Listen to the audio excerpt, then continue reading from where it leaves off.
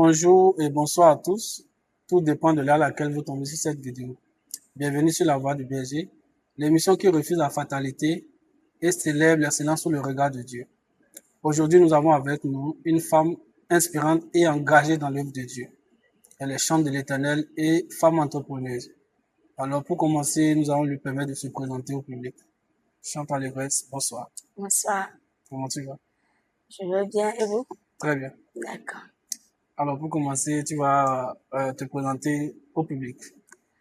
Alors, moi, mon nom c'est Allégresse et je suis chante de l'Éternel Ok. et entrepreneuse, surtout en mode. Ok. Voilà. Alors, aujourd'hui, nous voulons aborder deux axes précis, le côté entrepreneurial et puis le ministère des Champs. Donc, euh, on dit souvent que l'entrepreneuriat par coup demande de l'énergie et au Bénin aussi en général. Hein. Donc, comment est-ce que tu parviens à jumeler ces deux secteurs-là? On sait que le ministère demande aussi beaucoup d'efforts, beaucoup d'énergie et tout, c'est pas facile. Mais comment est-ce que tu arrives à gérer et le côté entrepreneurial et le côté du ministère des Champs? Merci beaucoup. Je t'en prie. Alors, gérer le ministère et l'entrepreneuriat, je dirais que c'est une question de volonté d'abord. Il faut d'abord le vouloir parce qu'on dit souvent que tout est possible à celui qui veut. Alors, il faut déjà savoir se planifier, avoir des activités phares pour chaque journée. Oui.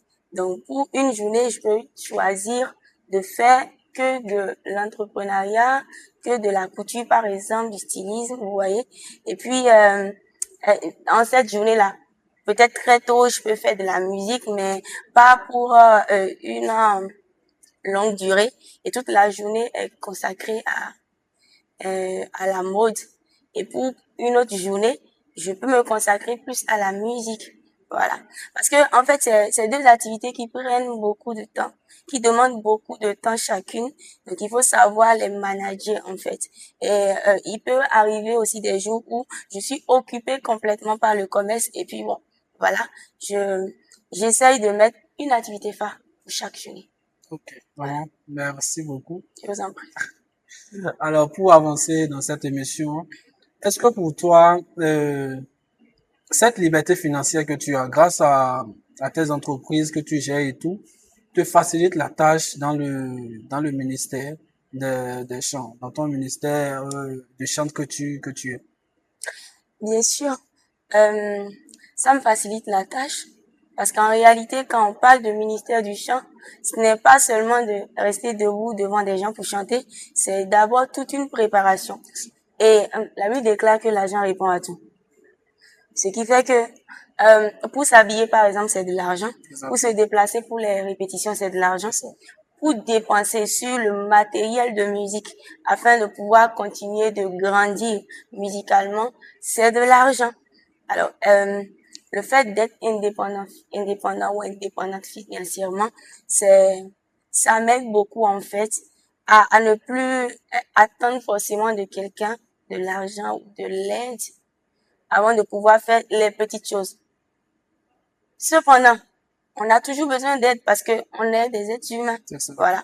Mais le fait d'être quand même libre financièrement, ça t'aide à ne pas attendre tout le temps de l'aide des autres. Ok, Voilà. merci beaucoup à toi. Je vous en prie. De ton parcours, quand même, on sait que tu as fait un long chemin. Oui. Et aujourd'hui, quand tu regardes ta vie d'aujourd'hui en Christ, tu es chantre et responsable d'un département également au sein de ton église et tout. Est-ce que quand tu regardes ton parcours, ton passé, Oui. et tu regardes aujourd'hui, Oui. est-ce qu'il n'y a pas un regret? Ok, j'aimerais déjà savoir mon passé par rapport à avant Christ ou bien. Bon, je le dis, bon, avant Christ, parce que nous tous, on a eu un passé.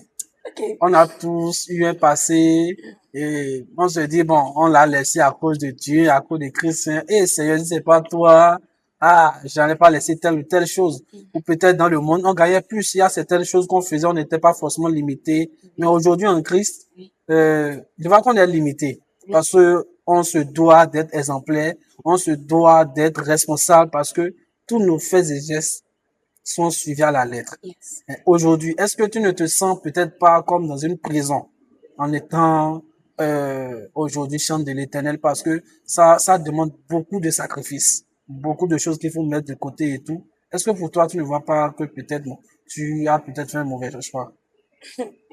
Merci. Alors, je ne regrette absolument rien. Absolument rien. Et je ne le dis pas pour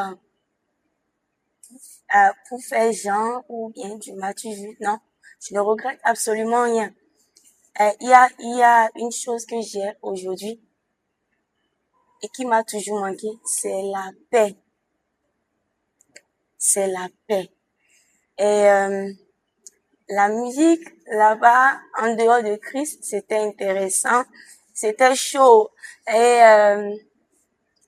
il y avait de l'argent dedans, il y avait tellement de choses. Hein. Je vous assure que si je dois regarder à ce qu'on gagne physiquement, j'allais dire que je regrettais, mais en réalité non, je ne regrette rien du tout. Aujourd'hui, j'ai la paix, je sais pourquoi est-ce que Dieu m'a créé et c'est le plus important pour moi. Et alors, j'utilise ce talent qu'il m'a donné pour le servir. Wow. Mm. Merci à toi.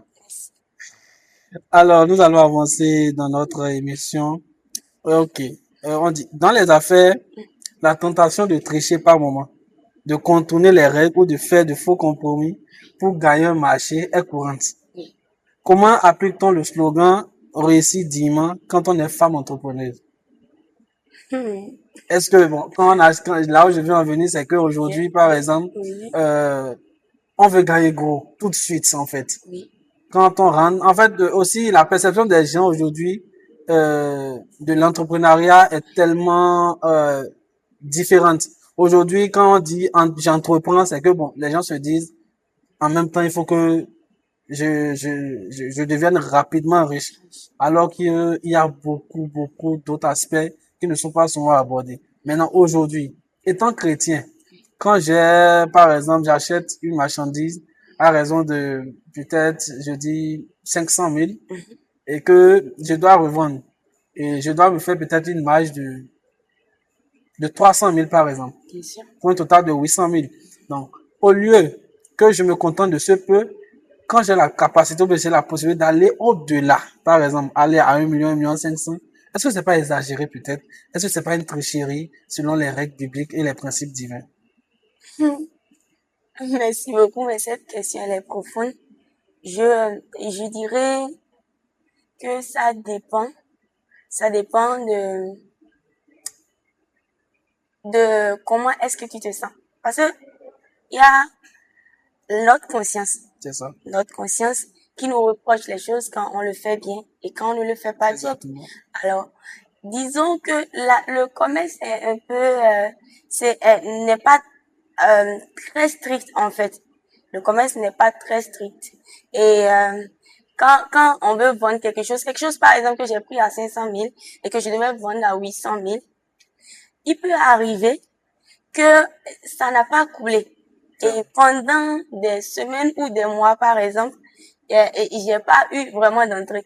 Et puis un jour, j'ai la possibilité d'avoir plus que 800 000. Et si j'ai cette possibilité-là et je sens que je suis pas en train de taquiner la personne, je peux prendre, mais il faut toujours il faut toujours être raisonnable. Il faut pas taquiner les gens taquiner les gens en fait et vouloir prendre au-delà de ce qu'il faut. Wow. Voilà. Merci beaucoup. Je vous en prie. Alors, le milieu des événements chrétiens demande également beaucoup de déplacements. Oui. Beaucoup. Okay. Et quelles barrières et quelles règles de conduite as-tu dû t'imposer pour protéger ton témoignage et garder ton vêtement blanc? Merci beaucoup.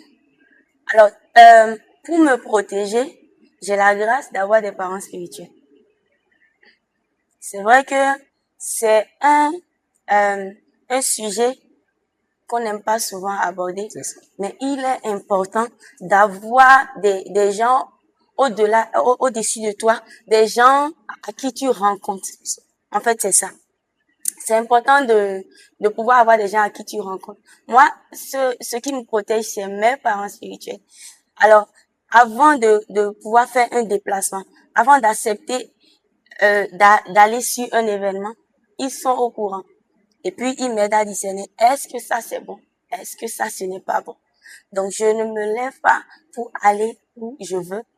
J'ai des personnes qui me conseillent. Et c'est vrai, c'est pas qu'ils m'arrachent ma volonté, mais ils m'aident à discerner. Et c'est en fait ça qui me protège. Sinon, c'est très facile de tomber dans cette routine où tu es présent sur toutes les scènes, et on t'appelle ici, surtout en fait quand tu fais quelque chose en tout cas qui attire, tout le monde veut t'avoir, veut t'avoir, mais c'est important d'être discipliné. Parce que ce n'est pas parce que tu fais quelque chose de bon que tu es appelé à être partout. Donc, moi, ce qui me protège, c'est mes parents spirituels. Ok. Alors, à l'RS, dans notre société d'aujourd'hui, il y a une pression invisible et même visible sur les femmes de nos jours. Alors, comment vis-tu ce statut de célibataire aujourd'hui, tout en étant sous le feu des projecteurs du ministère? Merci beaucoup. Sans plus. Vivre en tant que célibataire et surtout musicienne, c'est-à-dire musicien femme, c'est assez, je dirais que c'est assez compliqué. C'est assez compliqué parce que la plupart des hommes, je dirais, te fuient. Ils aiment ce que tu fais, mais ils n'aiment pas la pas, vision. oui, ils n'épousent pas la vision. Ils n'aiment pas le fait de prendre une femme qui est musicienne. À temps plein. À temps plein, non, non, non, non, ils n'aiment pas. Mais c'est une chose que moi, je peux pas laisser parce que Dieu m'a créé pour le servir au travers de la musique, donc je peux pas laisser. Alors, comment je vis ce statut-là? Je crois qu'à un moment, j'ai même été dépressive par rapport à ça parce que je me demandais, j'ai pas voulu avoir des talents musicaux. Et voilà que tout le monde fuit à cause de ça. Mais j'ai fini par comprendre qu'en réalité, Dieu récompense ceux qui le servent avec fidélité, sans qu'ils sont dans le couloir où Dieu les appelle. Et voilà, je suis là. Je sais que le Seigneur va faire un miracle. C'est vraiment pas facile, mais que Dieu te fortifie dans cette marche. Amen. Alors, dis-moi, si, après cette émission, par exemple, ou demain, Oui. Un homme entrait dans ta vie et acceptait peut-être, bon, tu sais, les hommes sont quand même un peu bizarres. Ils disent toujours ce qu'ils ne veulent pas faire. Si demain, un homme entrait dans ta vie et décide de t'accompagner et tout, et veut aller jusqu'au mariage, faire sa vie avec toi, est-ce que la façon dont tu te consacres à l'œuvre de Dieu aujourd'hui, ce sera la même? Je dirais que c'est une question à laquelle je peux pas totalement répondre parce que Dieu dit que la femme célibataire s'occupe des choses de Dieu et la femme mariée s'occupe des choses de son mari. Alors, je suis sûre que s'il y a une personne qui comprend ma vision, il essaiera quand même de me laisser trouver de la place pour le ministère dans le temps dont je dispose. Ouais, le juste milieu. Voilà, le juste milieu. Il me donnera le temps de me consacrer à lui, mais de me consacrer aussi au Seigneur. Donc, c'est ce que je peux dire. Maintenant, il faut être dans le vif du sujet avant de savoir comment vraiment gérer. Exactement, exactement. Alors, pour avancer, est-ce que aujourd'hui, tu penses que le mariage peut devenir un tombeau des talents des enfants de Dieu? Exactement, oui. Le mariage peut devenir un tombeau des enfants de Dieu. Le mariage est une institution divine extraordinaire, mais si tu ne sais pas choisir qui t'accompagne dans la vie, tu vas finir en étant complètement éteinte, surtout quand tu es femme, parce que il y a une chose, la parole demande aux femmes de se soumettre à leur homme. Donc, au moment où tu choisis ton homme, tu peux plus aller dire à Dieu que toi, tu peux pas te soumettre. C'est pour ça qu'il faut faire attention au choisi. Moi, par exemple, si jamais je choisis une personne qui me dit après, niet, tu fais plus rien de tout ce que tu fais, je serai obligée de rester, de me soumettre à ça, à moins de quitter. Alors que Dieu n'aime pas le divorce, vous voyez? Donc c'est vraiment compliqué, de choisir une personne qui n'épouse pas qui tu es, qui n'épouse pas ton identité. Exactement. Ok, merci beaucoup à toi. Tu nous as beaucoup appris au cours de cette émission. Alors, nous n'allons pas terminer cette émission quand même sans que tu ne nous dévoiles ton talent.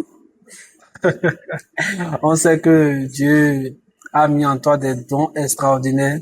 Donc, pour ce faire, tu vas redonner ou bien faire un petit acapella, histoire que le public puisse découvrir ce talent caché qui est quand même dans la ville de Parakou.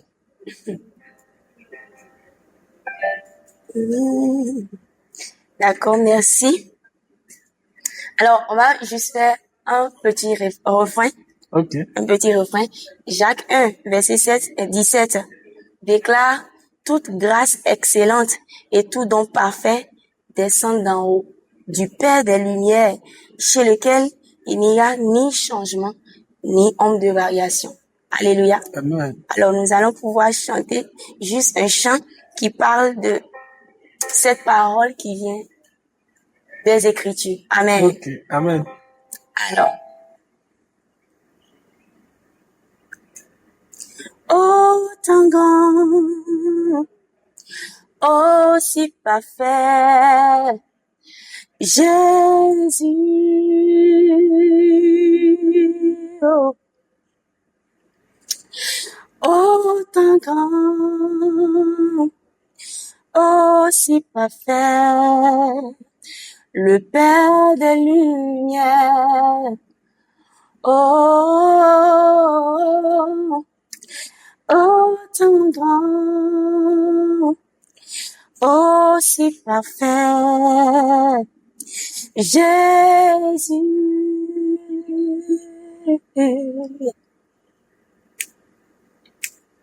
Oh, tant grand, oh, si parfait,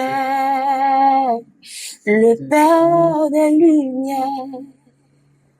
Amen. Amen. Wow. Ah. C'est bien. C'est bien. Vraiment, c'est un grand plaisir pour nous de te recevoir sur notre émission. Tu nous as beaucoup édifié et vraiment, on a beaucoup appris également.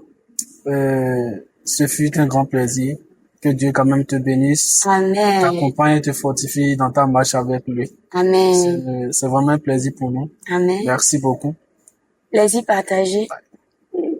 Alors, chers internautes, merci également de nous avoir suivis. Veuillez partager massivement et nous attendons également vos avis dans nos commentaires. Merci. Merci. Merci.